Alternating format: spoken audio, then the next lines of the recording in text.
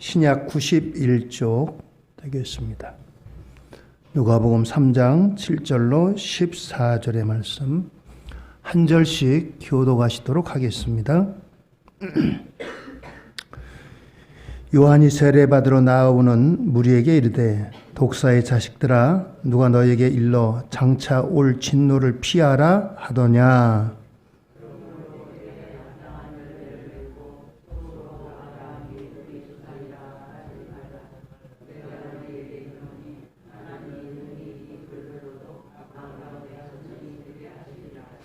이미 도끼가 나무 뿌리에 놓였으니 좋은 열매 맺지 아니하는 나무마다 찍혀 불에 던져지리라.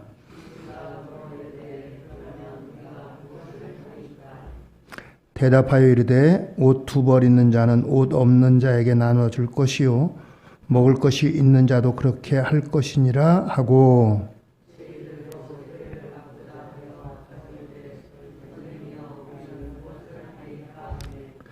이르되 부과된 것 외에는 거두지 말라 하고,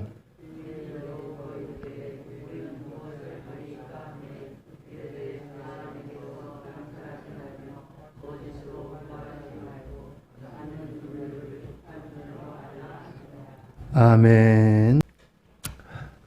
감기가 좀 오래 갑니다. 오늘 말씀의 제목은 하나님 나라는 후회가 아닌 회개로 들어갑니다. 이런 주제입니다. 특별히 12월 달이 되면은 우리에게 여러 가지 지난 날에 대한 후회가 많이 되는 그러한 계절입니다. 말을 이렇게 했으면, 또 생각을 이렇게 했으면, 결정을 이렇게 했으면 하는 이런 여러 가지 생각들이 많이 떠오르게 되죠. 이게 12월 달 우리가 맞이하면서 갖는 현상입니다. 12월 달뿐만 아니라 우리가 살아온 지난 날을 생각할 때마다 그때 내가 이렇게 결정을 했으면, 또 그때 내가 이렇게 이런 방향을 잡았으면, 이러한 후회가 많이 되는 것이 우리의 삶입니다.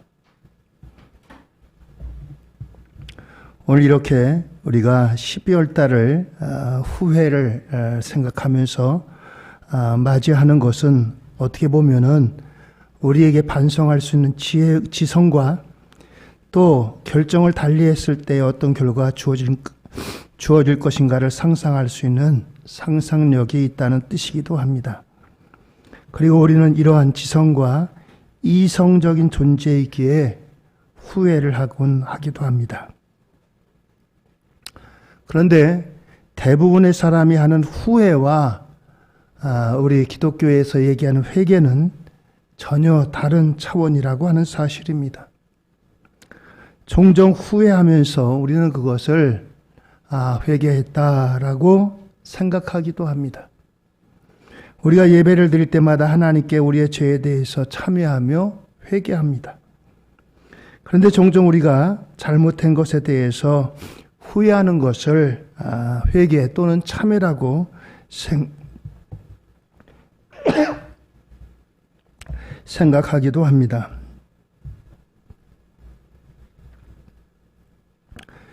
우리가 분명히 알아야 될 것은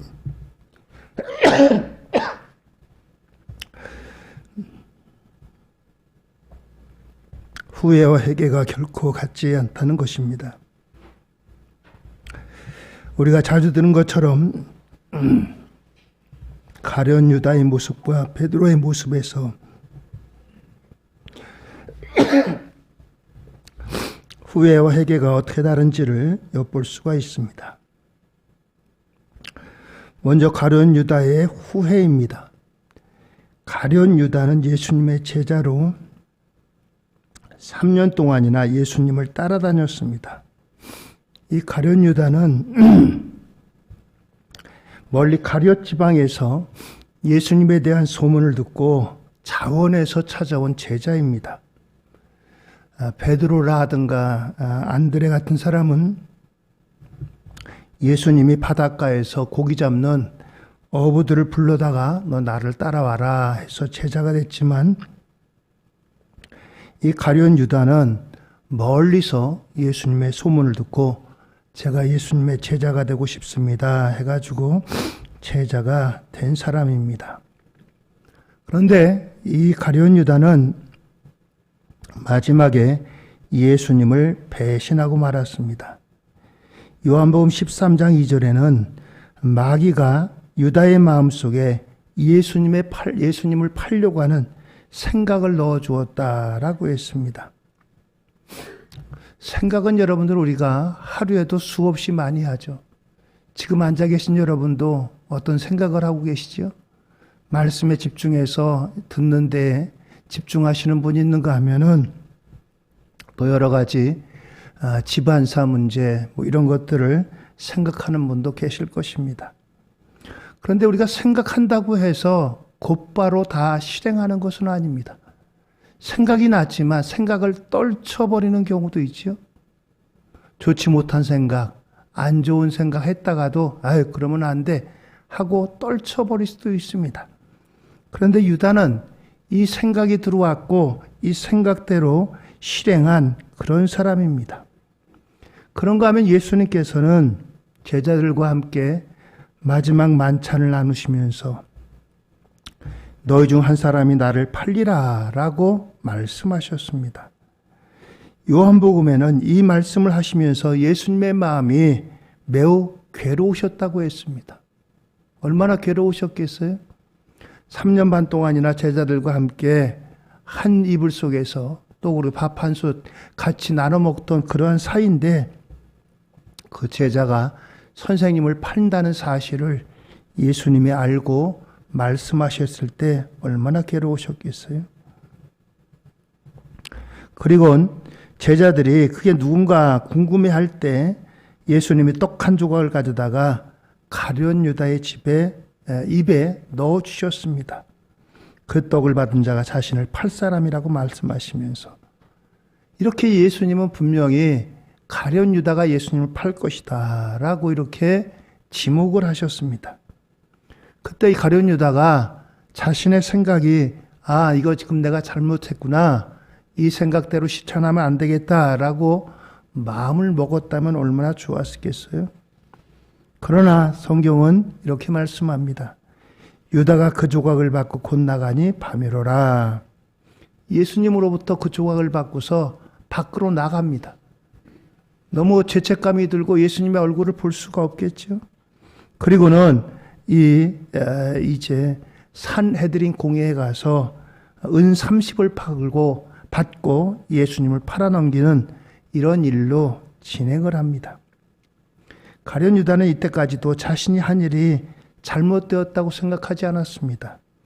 어떻게 보면 가룟 유다는 은 30도 탐이 났지만 그것보다는 자신이 섬기는 선생님이 예수님이 그 오병이어의 기적이라든가 죽은 자를 살리는 능력을 보았기 때문에 이 예루살렘에서 많은 사람 앞에서 그 같은 능력을 보이셔가지고 사람들이 예수님을 메시아로 믿고 따르기를 바라는지도 모르겠습니다.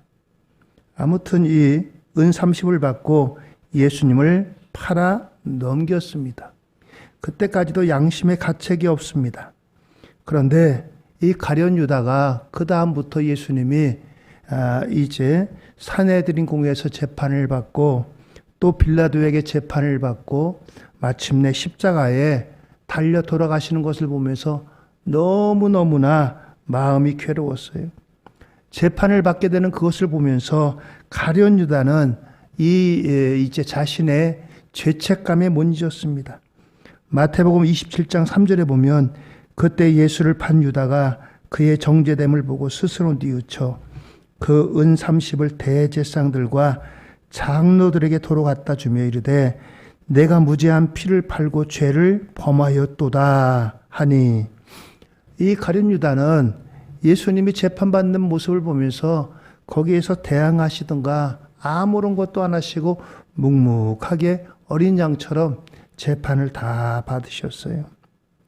그러면서 도무지 괴로워가지고 은 30을 1원 하나 쓰지 않고 도로 갖다 주었습니다. 그러나 그들은 이 돈을 받지 않고 그것이 우리에게 무슨 상관이냐? 내가 당하라 하면서 은 30을 도로 내줬습니다. 은 30이면 당시에 한 사람의 이제 종의 몸값이에요. 뭐 굉장한 돈입니다. 요즘으로 치면은. 그런데 이 가룟 유다는 은 30을 받고 돈 하나, 1원 하나 쓰지 못하고 도로 내주고 우리가 잘 아는 대로 그는 자살의 길로 걸어갔던 것입니다. 오늘 이 가룟 유다는 무엇보다도 자신의 한 일에 대한 후회로 가득 찼어요. 내가 왜 그랬을까? 그때 그러지 않았으면 좋았을걸. 내가 왜 예수님을 팔았을까? 예수님이 저렇게 힘없이 저렇게 재판을 받고 그러실 줄 몰랐는데. 이처럼 가룟 유다는 후회로다가 그의 일생을 마쳤습니다. 예수님의 12제자 가운데 또 한 사람인 베드로도 역시 예수님이 앞으로 고난받으실 것을 예고할 때마다 다 주를 버릴지라도 나는 결코 주를 버리지 않겠습니다. 주님이 옥에 가시면 나도 옥에 들어가고 주님이 죽으면 나도 죽는데 따라가겠습니다. 라고 큰 소리 쳤던 사람입니다. 그런데 예수님이 이 가룟 유다에 의해서 은 30에 팔리고 대제사장의 공관에서 재판받으실 때에 한 어린 여종이 와가지고 너도 갈릴리 사람 예수와 함께 있지 않았느냐 이런 말을 할 때 모른다고 했습니다. 2번, 3번 거듭해서 물어볼 때 저주하고 맹세하면서 무슨 소리냐? 나는 그 사람을 알지 못한다. 이와 같이 부인하고 말았던 것입니다. 그때까지만 해도 베드로도 역시 자신의 잘못을 알지 못했습니다. 예수님께서 재판받으시고 그리고 마침내 닭이 울기 시작합니다. 닭이 울기 전에 내가 3번 나를 부인하리라 하신 그 말씀이 그때서 비로소 생각났습니다. 심히 통곡을 했다고 했습니다. 오늘 이와 같이 가룟 유다와 베드로의 이와 같은 잘못은 누가 더 잘못했느냐, 누가 더 죄인이냐 따질 수 있는 경중이 없는 똑같은 사람입니다. 부인했던 사람이나 모른다고 했던 사람이나 오늘 이와 같이 가룟 유다와 베드로는 모두가 다 잘못한 사람입니다.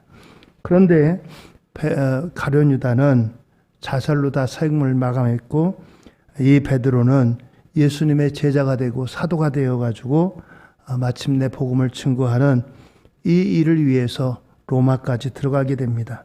그리고 십자가에서 거꾸로 달려 순교하기까지 사명을 감당합니다. 이 베드로의 잘못이 있었지만 베드로는 이와 같이 주님의 말씀이 생각나서 밖으로 나가 심히 통곡했으며 그는 회개하고 새 사람이 되었습니다. 가룟 유다는 주님의 말씀이 생각나서 주님의 말씀 때문에 그가 어떤 잘못을 회개했다라고 하는 그 말씀이 없습니다. 그냥 자기 스스로 깨달은 거예요. 그러나 베드로는 주님의 말씀이 생각났다는 겁니다. 그렇게 2번씩이나 주님이 옥에 가면 나도 옥에 가고 주님이 이제 죽으면 죽는데 가겠습니다. 자신만만할 때 베드로야 네가 닭 울기 전에 나를 3번 부인할 것이다. 이 말씀이 생각났다고 했어요. 오늘 이와 같이 이 말씀 붙들고 베드로는 회개하고 새로운 길을 걸어갔던 것입니다. 오늘 이와 같이 가룟 유다의 후회와 베드로의 회개는 이러한 차이가 있습니다. 가룟 유다는 후회하는 것에서 머물렀지만 베드로는 후회를 넘어 회개까지 이르렀다라고 하는 것입니다. 회개는 자신의 잘못에 대해서 반성하면서 반성한 것을 근거로 자신의 잘못을 고쳐나가는 것입니다. 잘못을 깨닫는 것이 후회라면 회개는 잘못한 것을 바로잡아 선한 행동으로 바꾸는 것이 바로 회개다라고 하는 것입니다. 가룟 유다가 정말 자신이 할 일이 잘못되었다고 생각한다면은 내가 예수님 팔았는데 죄송합니다 예수님. 제가 이제부터는 올바로 예수님의 복음의 증인 되겠습니다. 이러한 마음을 받고 방향을 바꾸고 그러면 될 터인데 그는 이것으로다가 죄책감에 못 이겨서 자살로다가 그것으로다 그의 인생을 끝났다라고 하는 것입니다. 하나님께서는 우리를 용서하시는 분이라는 것을 잊어버렸어요. 하나님은 우리를 용서하시는 하나님이십니다. 가룟 유다가 회개하고 돌아섰다면 그는 용서받았을 거예요. 누가복음에는 집 나간 탕자의 그와 같은 비유가 있습니다. 아버지에게 두 아들이 있었어요. 큰 아들은 묵묵히 이제 아버지의 일을 하고 그러는데 작은 아들은 늘 아버지의 그 재산 몫이, 자기의 몫이 생각이 났습니다. 몸이 근질근질해요. 아버지에게 요청을 합니다. 아버지, 어차피 아버지 돌아가시면 우리들한테 상속할 텐데 제게 줄 몫을 주세요. 아버지 멀쩡히 살아계신데 얼마나 부르잡니까? 그런데 자식이기는 부모 없다고 그 자식의 그와 같은 끈질긴 요구에 그 자식에게 아버지는 그 아들의 몫을 줍니다. 그 아들이 나가서 성공하고 잘 되리라고 생각하고 준 건 결코 아닙니다. 하도 때를 쓰니까 아들이기 때문에 그 몫을 줬어요. 그 아들은 밖에 나가서 호기 있게 사업을 한다고 시작을 했습니다. 그러나 그것이 얼마나 가겠어요? 먹고 마시고 쓰고 얼마 안 가서 다 이제 빈털터리가 됐습니다. 빈털터리가 돼가지고 막장까지 갑니다. 막장까지 갔다가 아버지가 생각나서 아버지에게로 돌아옵니다. 멀리서 아버지는 날마다 집 나간 아들을 기억하고 문 열어놓고 기다립니다. 이놈 언제 나오려나. 성공해서 돌아올 걸 기다리는 게 아니라 그는 틀림없이 이제 빈털터리로 올 걸 알았어요, 아버지는. 그럼에도 불구하고 그 아들을 기다립니다. 그 아들을 밤마다 기다리는데 마침내 돌아오는데 거지도 그런 거지가 없어요. 아버지가 아들을 알아봅니다. 맨발로 나가서 그를 맞아줍니다. 목욕을 시켜주고 옷을 입혀주고 가락지를 끼워주고 거기다가 잔치를 베풉니다. 아버지는 이처럼 용서하시는 분이에요. 하나님 아버지는 용서하시는 하나님이십니다. 근데 가룟 유다는 용서하시는 하나님을 의지하지 않았어요. 그는 어찌 보면은 그래도 양심은 있는 사람이, 양심이 있으니까 죄책감에 못 이겨가지고 예수님 팔고 나서 그와 같은 행동을 했죠. 뻔뻔하게 팔아놓고도 끝까지 지키는 게 아니라 자기 양심에 못 이겨서 괴로워했어요. 그러나 용서하시는 하나님은 아직 몰랐습니다. 오늘 이처럼 베드로와 가룟 유다는 후회와 회개에 이와 같은 이제 그 선에서 한 사람은 용서하시는 하나님 앞에 돌아왔고 또 한 사람은 자기 죄책감에 먼저 그것으로 끝을 냈습니다. 오늘 성경 말씀은 세례 요한이 회개를 외치는 말씀입니다. 세례 요한은 예수님의 오심을 준비하는 사람이었어요. 오늘 본문 말씀 4절에 보면은 이 세례 요한을 가리켜서 광야에서 외치는 사람이다 라고 했습니다. 메시아가 오는 길을 준비하는 사람이다 라고 하는 거예요. 누가복음 3장 4절 이하에 보면은 선지자 이사야의 책에 쓴 바 광야에서 외치는 자의 소리가 있어 이르되 너희는 주의 길을 준비하라. 그의 오실 길을 곧게 하라. 모든 골짜기가 메워지고 모든 산과 작은 산이 낮아지고 굽은 것이 곧아지고 험한 길이 평탄해질 것이요 모든 육체가 하나님의 구원하심을 보리라 함과 같으니라 라고 말씀했습니다. 오늘 이처럼 이제 세례 요한은 예수님의 오실 길을 준비하는 사람입니다. 마치 왕이 행차하기 전에 왕이 가는 동선을 미리 점검하고 나가서 준비하는 사신처럼 그런 사람입니다. 오늘 이와 같이 이제 이 세례 요한은 철저하게 메시아를 준비하는 그런 사람이었어요. 왕이 지나갈 때는요, 길이 곱거나 길이 이제 평탄하지 못하거나 그럴 때는 이 길을 미리 보수합니다. 왜냐하면 왕이 탄 마차가 지나갈 때 마차가 지나갈 수 없을 정도면 안 되기 때문에 길을 다 보수합니다. 높은 데는 깎고 낮은 데는 메우고 구부러진 길은 펴고 이렇게 해서 이제 왕의 길을 준비하듯이 바로 이 세례 요한은 이러한 사명을 갖고 온 사람입니다. 그런데 이 세례 요한이 이제 준비하는 것은 백성들에게 회개하라. 너희들이 메시아를 맞이하기 위해서 할 것은 회개할 일이다. 회개하라. 천국이 가까웠느니라. 오늘 이와 같은 메시지를 선포합니다. 그리고 와서 그는 세례를 베풉니다. 요한이 회개하라 라고 하면서 회개에 합당한 열매를 맺으라 라고 말씀합니다. 그래서 사람들이 물어봐요. 도대체 회개에 합당한 열매가 뭡니까? 세례 요한의 답변입니다. 누가복음 3장 11절입니다. 대답하여 이르되 옷 두 벌 있는 자는 옷 없는 자에게 나눠줄 것이요 먹을 것이 있는 자도 그렇게 할 것이니라. 옷 두 벌 있는 사람이 옷 한 벌 나눠주라는 겁니다. 또 먹을 게 풍부한 사람은 먹을 게 없는 사람에게 나눠주라는 거예요. 이게 회개에 합당한 열매라는 것입니다. 회개는 어떤 종교적인 의식이 아닙니다. 어떤 계율도 아닙니다. 삶의 구체적인 실천입니다. 사랑의 마음으로 내가 있는 것을 나누는 것입니다. 이것 자체가 회개는 아니지만 회개한 자에게 나타나는 열매라고 하는 거예요. 회개하는 사람은 마음가짐만 달라지는 것이 아니라 구체적인 삶이 회개한 자답게 변하게 되어 있다는 것입니다. 누가복음 3장 12절로 13절입니다. 세리들도 세례를 받고자 하여 와서 이르되 선생이여 우리는 무엇을 하리까 하매 이르되 부과된 것 외에는 거두지 말라 하고. 세리들은 유대인들로서 로마 당국에다가 세금을 징수하는 사람들입니다. 세금을 징수하는데 보통 세금을 정당하게 징수하는 것이 아니라 필요 이상으로 징수합니다. 그래서 일부는 로마 당국에다 바치고 나머지는 자기 주머니를 채웠습니다. 그래서 세리들은 부자로 살았어요. 성경에 보면 세리장 삭개오가 자기가 만약에 율법에 잘못한 것이 있으면 4배를 갚겠다라고 그렇게 말했잖아요. 이와 같이 세리들이 이렇게 두둑하게 잘 살았습니다. 예수님이 그들에 대해서 부과된 것 외에 거두지 말라. 로마 당국에게 줘야 될 것 외에는 너희들 몫으로 더 거두지 말라. 그렇습니다.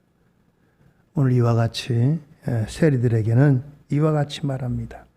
그리고면서 또한 군인들이 묻습니다. 3장 14절입니다. 군인들도 물어 이르되 우리는 무엇을 하리까 하며 이르되 사람에게서 강탈하지 말며 거짓으로 고발하지 말고 받는 급료를 족한 줄로 알라 하니라. 여기 군인들은 로마 군인들이 아니라 유대 군인들입니다. 말하자면 자치군인인 그들에게 이제 사람에게 강탈하지 마라. 빼앗지 말라는 거예요. 그들은 칼이 있고 창이 있고 무기가 있기 때문에 사람들에게 가서 막 빼앗아요. 그리고 거짓으로 고발하지 말고 급료로 족한 줄 알라. 부정하게 더 이상 너희들이 취하지 말라라고 하는 것입니다. 이것이 회개에 합당한 열매라는 거예요. 회개에 합당한 열매는 이와 같이 삶의 어떤 결정체입니다. 그것이 바로 회개에 합당한 열매, 회개한 사람의 참된 모습이라는 거예요. 우리는 하나님 앞에 이제 지난 날에 대한 때로는 후회, 때로는 회개, 이와 같은 것으로 나갑니다. 후회와 회개는 비슷하지만 후회는 자기 이제 잘못으로 인정하고 그것으로 끝나는 겁니다. 그러나 회개는 하나님을 의지하고 내 잘못한 것에 대해서 용서하시는 하나님을 바라보면서 하나님 앞에 내 욕심을 내려놓고 이제 잘못된 행동을 내려놓고 더 나아가서 선을 행하는 것이 올바른 회개다라고 하는 것입니다. 세례 요한은 왜 그렇게 회개해야 된다고 외칩니까? 하나님의 나라가 가까이 왔기 때문이다. 세상을 심판하실 메시아가 오실 것이기 때문이다. 메시아가 오시는 길, 구주 예수님이 오시는 길은 이와 같이 회개에 합당한 열매를 맺는 그 속에 임하신다라고 하는 것입니다. 사람들이 세례 요한을 때로는 메시아이기를 바랬고 메시아냐고 물어봤습니다. 그러나 세례 요한은 나는 그분의 신발끈을 풀기도 감당치 못할 사람이다. 그분은 성령과 불로 너에게 세례를 베푸실 것이고 손에 키를 들고 자기의 타작마당을 정하게 하사 알고 근무와 곡간에 들이고 쭉정이는 꺼지지 않는 불에 태우시리라 라고 말씀을 합니다. 이와 같이 세례 요한은 철저하게 자신의 낮아짐을 고백을 합니다. 나는 아닙니다. 메시아가 아닙니다. 나는 그분의 오실 길을 준비하는 사람입니다. 오실 그분을 맞이하기 위해서는 우리가 이렇게 해야 됩니다.